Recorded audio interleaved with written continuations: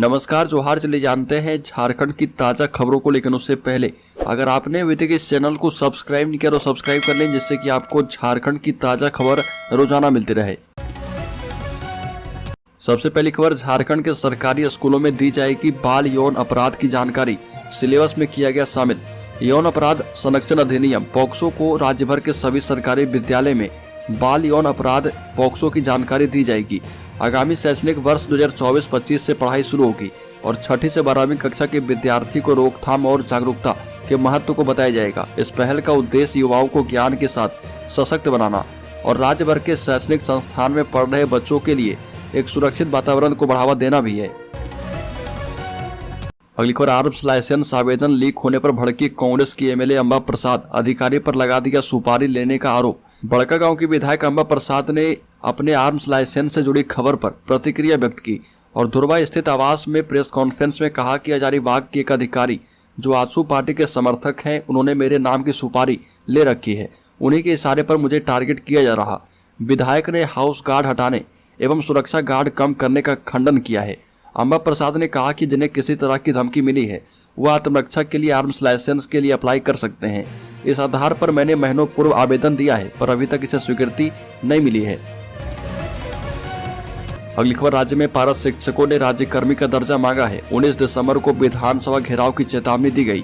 सहायक अध्यापक संघर्ष मोर्चा की ओर से मुख्यमंत्री हेमंत सोरेन को एक ज्ञापन सौंपा गया और इसमें मांग की गई कि पारा शिक्षकों को भी अल्पसंख्यक विद्यालय की तर्ज पर वेतनमान देने के साथ ही बिहार की तर्ज पर राज्यकर्मी का दर्जा प्रदान किया जाए। इसके साथ ही बिहार राज्य में जिस प्रकार आकलन परीक्षा को सीटेट को टेट के समतुल्य मान्यता देते हुए सभी को वेतनमान एवं ग्रेड पे लागू किया गया है, ठीक उसी प्रकार झारखंड में भी इसे लागू करने की मांग की गई है। साथ ही सहायक अध्यापकों के रिटायरमेंट की उम्र सीमा भी बढ़ाकर 60 वर्ष से 65 वर्ष तक करने की मांग की गई। मांगे पूरी नहीं होने पर 19 दिसंबर को विधानसभा घेराव करने के साथ ही 28 दिसंबर से मुख्यमंत्री आवास के समक्ष अनिश्चितकालीन घेराव की घोषणा कर दी गई है। बड़ी खबर, राज्य में 2300 रुपये प्रति क्विंटल धान का मिलेगा किसानों को दाम। हेमंत कैबिनेट की बैठक में 27 प्रस्ताव पर लगी मुहर। राज्य सरकार ने इस साल खरीफ मौसम में खरीद की जाने वाली किसानों के धान की न्यूनतम समर्थन मूल्य में वृद्धि की है। अब केंद्र और राज्य सरकार के द्वारा घोषित करीब 2300 रुपये प्रति क्विंटल की दर से किसानों से धान खरीद की जाएगी। खाद्य सार्वजनिक वितरण एवं उपभोक्ता के मामले विभाग के प्रस्ताव पर कैबिनेट की मंजूरी प्रदान करते हुए धान की अधिक प्राप्ति हेतु भारत सरकार के द्वारा निर्धारित न्यूनतम समर्थन मूल्य के अतिरिक्त राज्य सरकार के द्वारा किसानों को 117 रुपये प्रति क्विंटल की दर से बोनस की राशि की स्वीकृति प्रदान कर दी गई है। बड़ी खबर, देश के कृषि मंत्री बदले गए। नरेंद्र सिंह तोमर की जगह अर्जुन मुंडा को मिला कृषि मंत्रालय। बता दें कि नरेंद्र सिंह तोमर और प्रहलाद पटेल ने मध्य प्रदेश विधानसभा चुनाव जीतने के बाद पद से इस्तीफा दे दिया है और इसके जगह पर अर्जुन मुंडा को जगह दी गई है। अब केंद्रीय मंत्री अर्जुन मुंडा को नरेंद्र सिंह तोमर की जगह पर कृषि मंत्रालय का अतिरिक्त प्रभार सौंपा गया है। अर्जुन मुंडा के पास पहले से जनजातीय कार्य मंत्री तो वहीं शोभा करदलांजे कृषि एवं किसान कल्याण राज्य मंत्री है। साथ ही राजीव चंद्रशेखर भी इलेक्ट्रॉनिक्स एवं सूचना प्रौद्योगिकी मंत्रालय में राज्य मंत्री हैं। बड़ी खबर, भाजपा के विधायक अमित मंडल ने कहा कि सरकार आपके द्वार कार्यक्रम के बहाने सत्ताधारी दल खुद का प्रचार करने में लगे हैं। इन्हें राज्य और यहाँ के गरीबों के विकास से कोई मतलब नहीं है। विधायक मीडिया से बातचीत कर रहे थे और कहा कि बीते एक पखवाड़े से राज्य सरकार शिविर का आयोजन कर रही है। यह पूरी तरह सरकारी कार्यक्रम है, लेकिन स्थानीय विधायक होने के नाते उन्हें कार्यक्रम में शामिल नहीं किया गया। मुख्यमंत्री हेमंत सोरेन कार्यक्रम में भाग लेने के लिए पथरगामा पहुंचे थे, लेकिन कार्यक्रम में उन्हें नहीं बुलाया गया। यह पूरी तरह से अनुचित एवं नियम के विरुद्ध है। बड़ीकर, खुद को अमन सिंह बताकर व्यवसायी से रंगदारी मांगने वाले को 3 साल की कैद की सजा। गोविंदपुर के व्यवसायी से 5 लाख रुपए रंगदारी मांगने वाले गोविंदपुर निवासी शुभम अंसारी को धनबाद के प्रभारी मुख्य न्यायिक दंडाधिकारी राजीव त्रिपाठी की कोर्ट ने 3 साल कैद एवं 10,000 रुपये जुर्माना की राशि की सजा सुनाई है। कोर्ट ने इस मामले के एक अन्य आरोपी सद्दाम हुसैन को साक्ष्य के अभाव में रिहा करने का आदेश दिया है। अभियोजन का संचालन सहायक लोक अभियोजक उमेश दीक्षित ने किया। बड़ी खबर, कांग्रेस का असली चेहरा फिर से हुआ उजागर। भाजपा के प्रदेश प्रवक्ता सह पूर्व विधायक कुणाल सड़ंगी ने कहा कि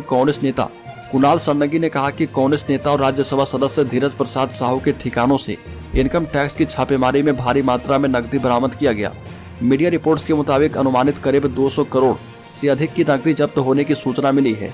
और इतने अधिक मात्रा में नगद राशि जब्त होने पर कांग्रेस को भ्रष्टाचार का पर्याय बताते हुए हमला किया। सारंगी ने कांग्रेस को भ्रष्टाचार का पोषक बताते हुए कहा कि कांग्रेस नेता के घर पर नोटों से भरी एक अलमारी को देखकर ऐसा लग रहा कि यह किसी बैंक की तिजोरी है। अगली खबर, झारखंड में जेडीयू की नजर ओबीसी वोट बैंक पर जातीय समीकरण साधने पर हो रहा विचार। झारखंड में जदयू अपनी जनाधार मजबूत करने में जुटी है। पार्टी की ओबीसी वोट पर खास नजर है। हालांकि जदयू के प्रदेश प्रभारी अशोक चौधरी का कहना है कि वो अपनी पार्टी को हर वर्ग तक पहुंचाना चाहते हैं। झारखंड में जनता दल यूनाइटेड अपना जनाधार बनाने के लिए कड़ी मेहनत कर रही है। पार्टी अपने पुराने जनाधार को वापस पाने के लिए जहां कई रणनीतियां बना रही है, वहीं कार्यकर्ताओं को कई जिम्मेदारियां भी दे रही है। बड़ी खबर, बाबूलाल मरांडी ने कहा कि जनता के लिए बोझ बन गई है हेमंत सोरेन की सरकार। बता दें कि झारखंड के पूर्व मुख्यमंत्री और बीजेपी के प्रदेश अध्यक्ष बाबूलाल मरांडी ने बड़ा दावा किया और मरांडी ने कहा कि राजस्थान, छत्तीसगढ़ और मध्य प्रदेश की तरह बीजेपी झारखंड में भी पूर्ण बहुमत की सरकार बनाएगी। साथ ही 2024 के लोकसभा चुनाव में सभी 14 सीटों पर जीत का परचम लहराएगी। दुमका परिसदन में एक प्रेस कॉन्फ्रेंस कर बाबूलाल मरांडी ने कहा कि झारखंड में हेमंत सोरेन की सरकार राज्य में जनता के लिए बोझ बनकर रह गई है। बड़ी खबर, जनवरी में झारखंड दौरे पर जाएंगे नीतीश कुमार। जेडीयू ने तेज कर दी लोकसभा चुनाव की तैयारी। लोकसभा चुनाव नजदीक आते ही नीतीश कुमार की पार्टी जनता दल यूनाइटेड झारखंड में भी एक्टिव हो गई है। कभी झारखंड में अच्छा वजूद रखने वाली जेडीयू फिर से वहां अपनी पैठ जमाना चाहती है, जिसके लिए तैयारियां तेज कर दी गई है। अब 17 जनवरी को बिहार के मुख्यमंत्री नीतीश कुमार झारखंड के दौरे पर रामगढ़ आने वाले हैं। जानकारों की माने तो लोकसभा चुनाव में अगर इंडिया गठबंधन मिलकर चुनाव लड़ता है तो जेडीयू अपने लिए सीट मांगेगी। और साल 2019 में जब लोकसभा चुनाव हुआ था तब जेडीयू यूपीए का हिस्सा नहीं थी, लेकिन अब वह एनडीए से नाता तोड़कर इंडिया गठबंधन के साथ है।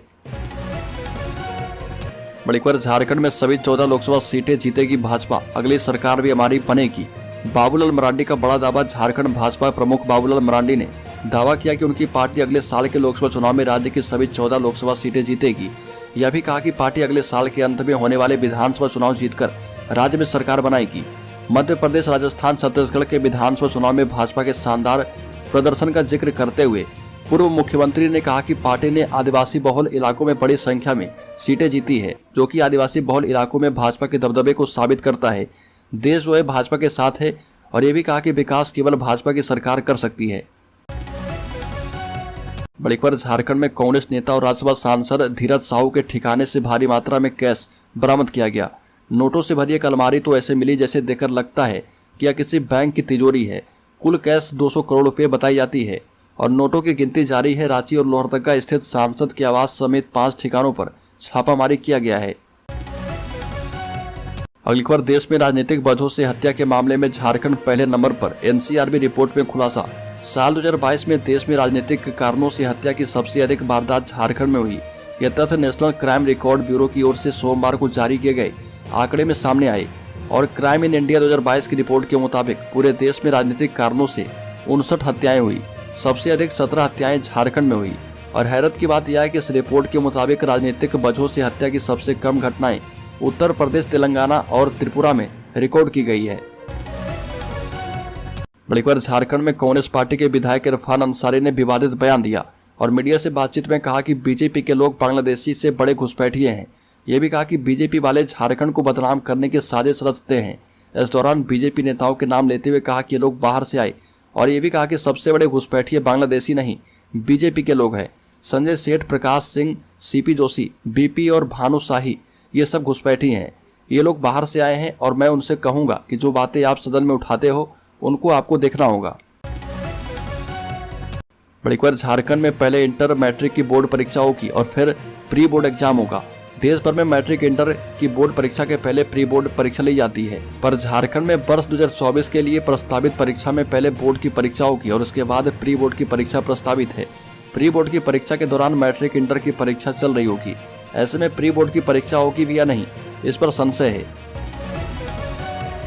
बड़ी खबर, झारखंड में आयकर विभाग की बड़ी कार्रवाई। कांग्रेस राज्यसभा सांसद धीरज साहू के 10 ठिकानों पर छापे में अब तक 200 करोड़ रुपए मिल चुके हैं। जब्त नोटों की संख्या इतनी ज्यादा है कि उन्हें गिनने के लिए मंगवाई गई मशीनें खराब हो रही है। 157 बैग में भरकर ट्रक से रुपए पहुंचाए गए बैंक और बैग नहीं मिले तो बोरे में नोट भर के बंडल बैंक पहुंचाए गए हैं। कांग्रेस के राज्यसभा सांसद धीरज साहू के 3 राज्य झारखंड, ओडिशा और पश्चिम बंगाल के 10 ठिकानों पर चल रही छापेमारी में इनकम टैक्स ने अब तक 200 करोड़ रुपए जब्त किए हैं। नोटों की गिनती जारी है और आयकर विभाग ने शराब बनाने वाली company Baldev Sahu and group of companies के बेलोकीर कार्यालय से करीब 30 किलोमीटर दूर सतपुड़ा ऑफिस से 200 करोड़ रुपए कैश बरामद किए हैं। बड़ी खबर राज्य में शिक्षकों के ट्रांसफर को लेकर आया बड़ा अपडेट। प्राथमिक शिक्षा निदेशक ने सभी डीओ को दिए अहम निर्देश। शिक्षकों के स्थानांतरण को लेकर विभिन्न जिलों में जिला शिक्षा स्थापना समिति की बैठक अब अनिवार्य रूप से 20 दिसंबर तक करनी होगी। इन बैठकों में प्राथमिक शिक्षकों के अंतर जिला स्थानांतरण पर भी निर्णय लिया जाना है। निर्णय को लेकर इसकी अनुशंसा प्राथमिक शिक्षा निदेशालय को की जाएगी। प्राथमिक शिक्षा निदेशालय ने इसे लेकर राज्य शिक्षा स्थापना समिति की बैठक की तिथि भी तय कर दी है।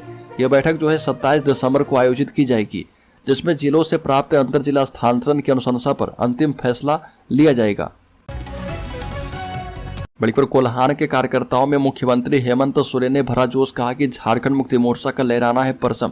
झारखंड के मुख्यमंत्री हेमंत सोरेन ने देर शाम जमशेदपुर सोनारी एयरपोर्ट पहुंचे, जहां पर गार्ड ऑफ ऑनर दिया गया। इस दौरान मुख्यमंत्री ने साफ कहा कि आगामी विधानसभा और लोकसभा चुनाव में झारखंड मुक्ति मोर्चा का परचम लहराएगा। कार्यकर्ता प्रखंड स्तर पर जाकर पार्टी की विचारधारा को पहुंचाने का काम करें तो सभी काम हो जाएगा। बड़ी खबर झारखंड विधानसभा का शीतकालीन सत्र 15 से होगा शुरू। 4 साल के बाद पहली बार सदन में दिखेंगे नेता प्रतिपक्ष अमर बावरी। झारखंड विधानसभा का शीतकालीन सत्र 15 दिसंबर से आरंभ होगा। इससे संबंधित प्रस्ताव पर राज्यपाल सीपी राधाकृष्णन ने अपनी मंजूरी प्रदान कर दी है। यह सत्र कई मायने में अहम होगा और सरकार इस सत्र में डोमिसाइल आरक्षण वृद्धि और एंटी मॉब लिंचिंग बिल फिर से ला सकती है। पूर्व में पारित ये तीनों बिल राज्यपाल अलग अलग वजहों से लौटा चुके हैं। झारखंड की 5वीं विधानसभा के गठन के करीब 4 साल के बाद यह पहला सत्र होगा जिसमें नेता प्रतिपक्ष की कुर्सी खाली नहीं होगी। इस कुर्सी पर झारखंड भाजपा विधायक दल के नेता और नए नेता अमर कुमार बावरी को विधानसभा अध्यक्ष ने नेता प्रतिपक्ष के तौर पर मान्यता दे दी है। बड़ी खबर बांग्लादेशी घुसपैठी के कारण बिहार, बंगाल और झारखंड में बढ़ रही मुस्लिमों की आबादी। निशिकांत दुबे ने कहा कि राज्य में एनआरसी लागू करना जरूरी हो गया है। निशिकांत दुबे ने कहा कि अब राज्य में केवल 24% ही आदिवासी बचे हैं। निशिकांत दुबे ने लोकसभा में बोलते हुए कहा कि जब ममता बनर्जी सांसद थी तो उन्होंने कहा था कि बांग्लादेशी के कारण बंगाल की जनसांख्यिकी बदल रही है, लेकिन जब से वह मुख्यमंत्री बनी है तब से हालात और भी गंभीर हो गए और आज मालदा, मुर्शिदाबाद और कालियाचक बांग्लादेशी घुसपैठी से भरे हुए हैं। बड़ी खबर धनबाद जेल में अमन की हत्या यूपी के रितेश यादव ने की थी। बाइक चोरी मामले में फर्जी नाम से गिरफ्तार होकर पहुंचा था जेल। बता दें कि धनबाद जेल में गैंगस्टर अमन सिंह की हत्या की जांच कर रही पुलिस पूरी साजिश के खुलासे के करीब पहुंच गई है। 3 दिसंबर को जेल में अमन सिंह को गोलियों से छलनी करने वाले शख्स का नाम रितेश यादव है और यूपी का प्रतापगढ़ का रहने वाला है।